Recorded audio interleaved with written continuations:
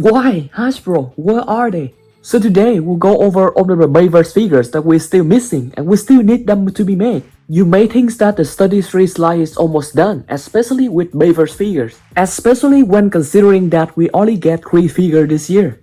The truth is that we still have so many figures across the first 5 Bayverse movie that still can be made into figures, and some of them have been made into figures in the past. I have to say, for the last 2 years, the study series line especially for Bayverse fans has been so disappointing. Hopefully, with the start of the 9th Prime or Nemesis Prime from next year, they will start making more Bayverse figures, especially from Iacon and the last 9 movie. There are literally so many figures that they can make and even release multiple versions of between Iacon and the last 9, and even bigger project combiners similar to the Revenge of the Fallen Devastator.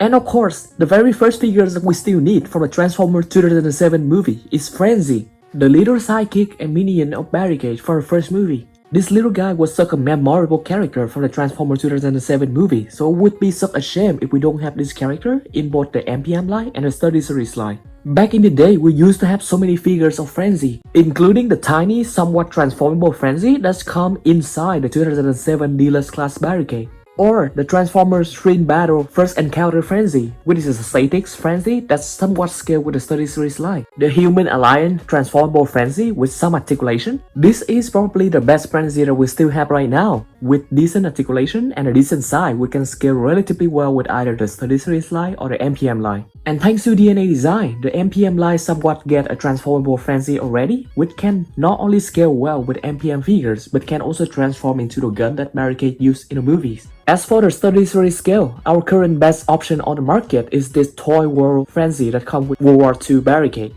And thanks to Dr. Wu, it seems like he's releasing a transformable Frenzy that can relatively scale well with the study series line. I cannot wait until this Frenzy come out on an official study series Frenzy is released.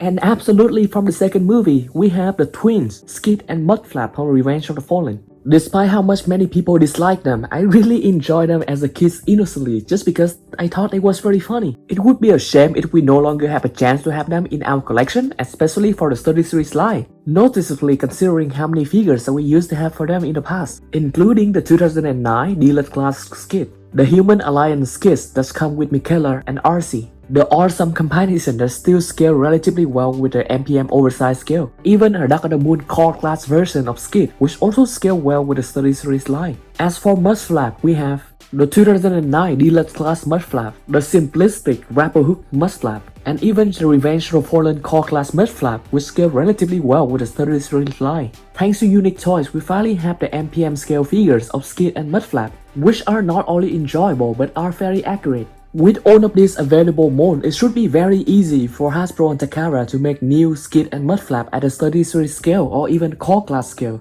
I really hope fans can open up to them and Hasbro and Takara can finally start making new figures of them. Next on the list is Devcon from Transformers Dark of the Moon. The massive robot from Dark of the Moon with a unique design and walk on all fours. This design and style right here would be perfect for the Commander class study series figures. A study series Commander class figure of this guy would scale so well with the study series records. Hasbro and Takara really need to make this design a reality.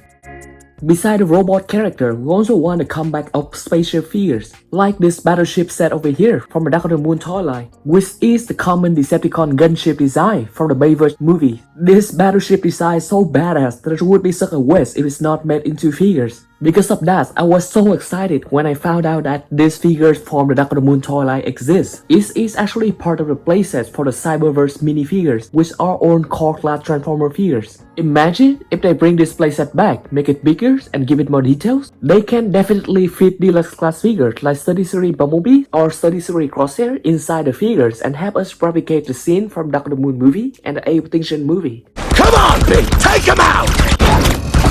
It will be incredible if we're gonna get some big gunship figures like this in the study series line. And yes, we cannot forget the main spaceship from the Dark of the Moon movie, the Art of the Autobots, which has such a cool looking design for a spaceship that successfully got captured in another playset in the Cyberverse Dark of the Moon toy line. This is definitely the biggest playset and the most intricate one out of this whole toy line that can transform from a spaceship into a base. The set was so fancy that it even came with lights and sound, along with an exclusive mini Autobot roller. These playsets, along with the other playsets from the Cyberverse toy line, definitely have a huge potential. Considering how some mini Cyberverse figures can ride within this spaceship, it would be amazing to have a modern set that is big enough to carry study series figures. If only they remake these playsets with their current engineering capacity, we would definitely be in for a treat. Next to the spaceship, we definitely need more robot soldier or transformer protoform for army building. Throughout the Bayverse trilogy, we have seen these 4 soldiers so many times. Most of them have very similar body design but just with different head and different spike on the body. Therefore, it should be very easy for them to give us only one figure's mold with many alternative head and many repainted versions. All of them can have the same alternative mode, which is this space travel mode over here.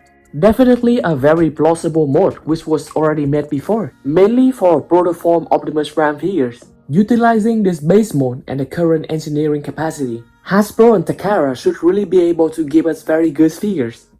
And of course, Hasbro and Takara cannot forget about one of the most prominent characters from Age of Extinction and The Last Knight, the new weapon specialist, Hound. I'm like a fat ballerina! The awesome big belly robot that is voiced by John Goodman. He is iconic with his many weapons, especially his Gatling gun. Despite having an inaccurate robot mode, the Age of Extinction Voyager class did a very good job for carrying so many weapons for Hound, including his medium-sized blaster, his small piston, his Gatling gun, and his knife. But obviously, he's missing his iconic big belly, which was kind of successfully replicated in the Last Knight figures. But now his iconic weapons are missing. The closest figures that we had to perfection was movie The Best Hound, which came with the Last Knight figures and all of the weapons from Age of Extinction. Despite being this awesome, the figures still have very weak feet. Therefore, Hasbro and Takara really need to release a new study series version of Hound, either in Age of Extinction or the Last Knight. Then of course, we cannot miss one of the flagship characters from Age of Extinction, the KSI design of Bumblebee, which is iconic with the claw arm gun. Takara and Hasbro have tried to tackle this design before, but it didn't work out really well. That even their best version of this mold, which was the movie The Best Version, was not really movie accurate. A new study series version of this mold is really needed to complete the Age of Extinction collection.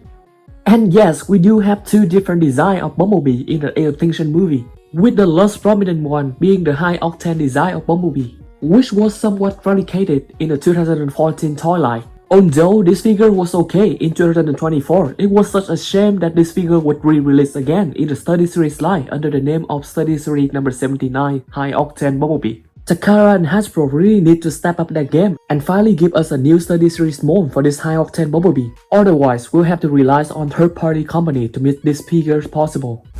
Our next missing figures on the list is the Age of Extinction Dinobot Strafe. B! Jump! A badass Dinobot design that we still need good figures of. Although we did get some fun toy of Strafe in the past, none of them are really movie accurate either in terms of molded details or the size. And that included the very best version that they have ever released, the movie The Best Strafe. Hasbro and Takara really need to step up their game and finally give us a movie accurate study series Dinobot Strafe. And to complete the Age of Extinction Dinobots collection, we cannot miss Slug the Triceratops, which has only had weak deluxe figures from Age of Extinction and the Last Knight toy line. We absolutely need the updated study series version which is big enough to at least scale with study series Grimlock. Then the next figures on the list, or should say the combination of figures on the list, is Junkheap from Age of Extinction, which includes all 3 KSI Decepticon that's combined to form this same truck mode, which was surprisingly already made into a toys, with Skids only transformed into one robot mode, and represent only one out of 3 KSI robot mode design. Therefore, it would be amazing if one day we can get a movie accurate study series combiner of Junkheap. Next, we also need a more movie accurate KSI boss, which should not be based merely on the concept art version of Nitro Zeus, but should come with a movie accurate head and movie accurate weapons. Next, we have probably the most iconic character from The Last Knight, Nitro Zeus, an amazing Decepticon with a clear personality. I kick more ass in prison! Although the Last Knight Voyager figure was good, it was only accurate to the concept art of Nitro Zeus, and is still very inaccurate in comparison to the actual CGI models used in the movie. Coupling with the fact that we still haven't gotten an actual study series version of Nitro Zeus yet, let's hope Hasbro and Takara will deliver one to us soon. The next missing Decepticon from The Last Knight is Onslaught. He had such a badass design that it was such a shame that he got killed so early on. Considering that he has a very similar design to the Constructicon Longhorn, It should be very much possible for Hasbro and Takara to modify this mold and give us Onslaught. And the last member of the Decepticon Suicide Squad is no other than Redbot, probably another surviving member of the Decepticon Red team from Dark of the Moon. A Study 3 version of this guy should be made easily considering how we already have the Last Night Berserker mold and the Study 3 Crowbar mold. Then we have one of the most menacing characters from the Last Night, Infernocus, which was the biggest Decepticon in the movie. And yes, Infernocus is a combiner which is formed from 6 different Infernocons. This set will make a big project, potentially similar to the Devastator set if they do make this someday in the Study Series line. Considering how they have successfully created a core class scale set for this combiner, coupling with how good the current toys engineering is, there's a good chance that we will be in a treat for a Study Series version. The next candidate on the list is no other than the Last Night Sqweeks. Look at that little blue beetle looking mofo. Which was quite a cute and weird character that Hasbro and Takara tried to push to be a flagship character. Because of that, he got quite many good figures, especially the Deluxe class in 2017. Although the figure was nice and came with a lot of accessory, he didn't scale with any of the other characters. Surprisingly, the only figure that scaled relatively well with all of the mainline figures and Study Series figures was the flyback Tiny Turbochanger Sqweeks. I would be so happy if they simply merged the Deluxe class figures and these Tiny Turbochanger figures and gave us a Study Series version. Then we have potentially the biggest project from the Last Night movie, the mightiest combiner, Dragonstorm, which was formed from not 6 or 8 different combiners, but 12 different robots from the Last Night, the mighty Knight of Iacons, former guardian of Quintessa. Surprisingly, we already got the first transformable version of this combiner in 2017, which was quite imposing in Dragon mode, and could be transformed into 2 different Knights of Iacons. Imagine if they decide to make this set a reality. We would potentially have 12 different Knights, all with different design, which can all potentially be combined into the mighty 3-headed dragon Dragonstorm. That would definitely be the most amazing combiner set ever.